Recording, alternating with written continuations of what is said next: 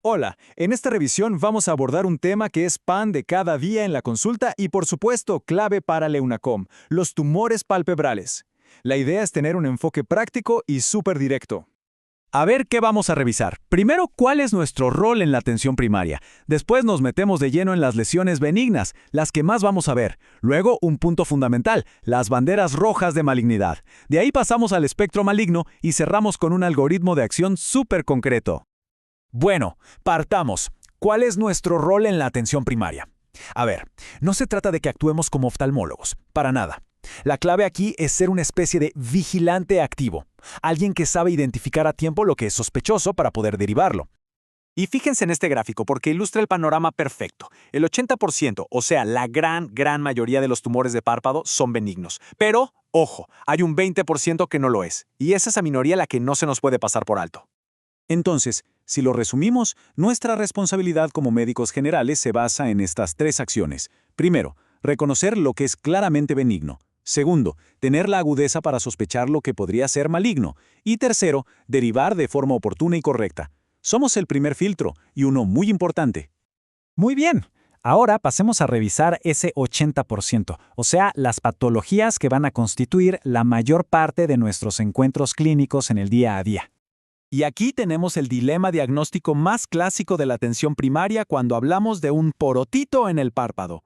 ¿Es un chalación o es un orzuelo?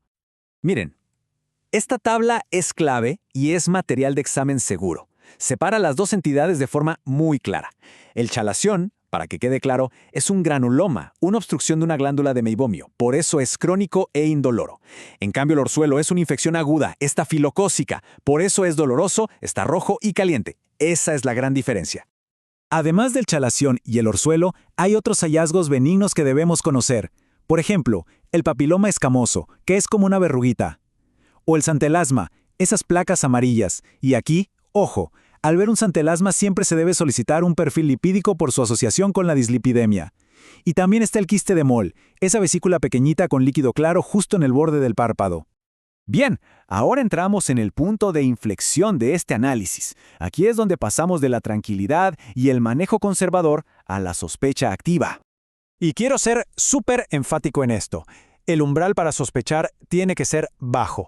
Con que esté presente uno solo de los signos que vamos a ver a continuación es suficiente para cambiar el plan y derivar al especialista. Esta lista hay que manejarla al dedillo, es de alto rendimiento. ¿Cuáles son estas señales? Madrazosis, o sea, la pérdida de pestañas en la zona de la lesión. Una ulceración crónica que no cicatriza.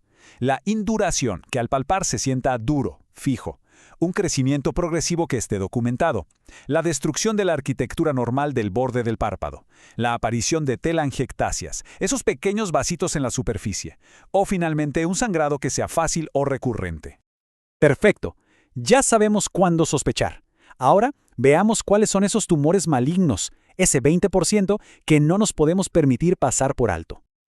Esta tabla nos da una comparación rápida, nos muestra las personalidades de cada uno de los principales cánceres de párpado.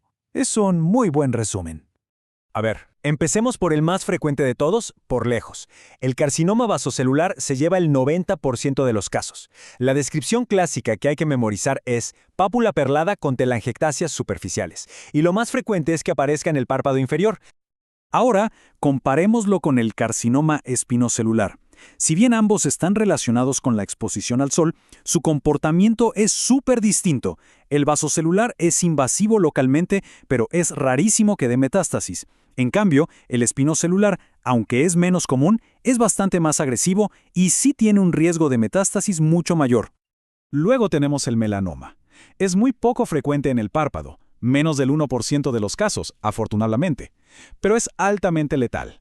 Aquí no hay ciencia nueva. La herramienta de pesquisa es la misma que para la piel, el clásico ABCDE: asimetría, borde, color, diámetro y evolución.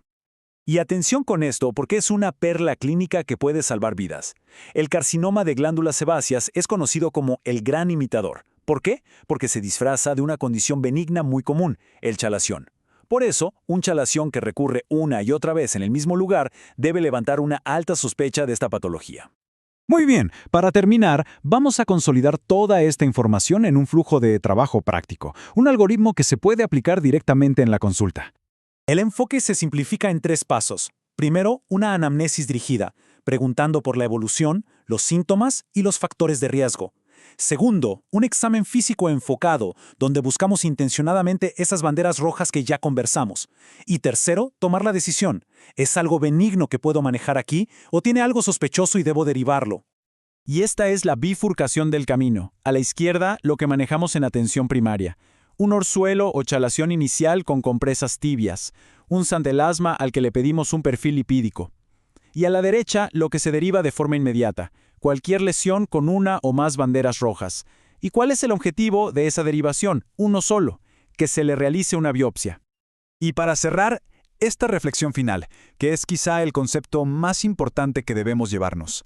Ante un supuesto chalación, que vuelve a aparecer en el mismo lugar una y otra vez, ¿cuál es ese diagnóstico de alta sospecha que jamás, pero jamás, se nos puede pasar por alto?